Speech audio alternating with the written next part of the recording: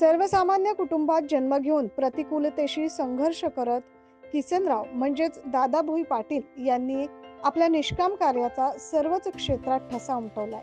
पूज्य दादांनी केलेले सामाजिक, साहित्यिक, शैक्षणिक कार्य सर्वांच्या चिरकाल स्मरणात राहील असे प्रतिपादन राज्यस्तरीय पुरस्कार विजेते हभप श्रद्धेय कैलास महाराज वेलजाळी यांनी केलंय. नाशिक येथील सेवाव्रती व्यक्तिमत्व, अनेकांचे मार्गदर्शक किसनराव भोई पाटील यांचा प्रथम पुण्यस्मरण सोहळा नाशिक शहरातील ओमनगर येथे असलेल्या वालझाडे मंगल कार्यालयात संपन्न झालाय. यावेळी उपस्थितांना मार्गदर्शन करताना हभप श्रद्धेय कैलास महाराज वेलजाळी हे बोलत होते.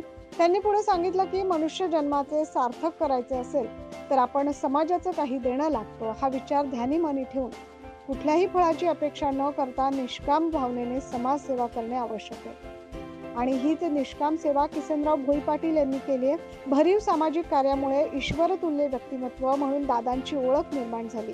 खचलेल्या व्यक्तीला प्रचंड हिंमत देऊन प्रगतीचा मार्ग त्यांनी दिलाय. वाचन संस्कृतीला त्यांनी बळ दिलंय. तसेच आरोग्यासाठी व्यायाम करण्यास अनेकांना प्रेरणा देखील दादांनी दिली.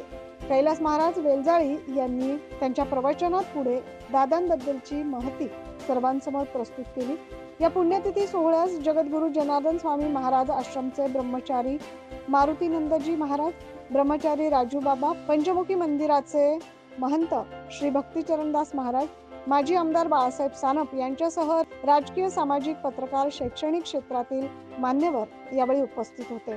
यावेळी उपस्थितांचे स्वागत शशिकांत भोई पाटील, रवींद्र भोई पाटील, नाशिक एक्सप्रेस समूहाचे संपादक योगेश भोई पाटील, मंगेश भोई पाटील यांनी केले. Bureau report 9 news Maharashtra.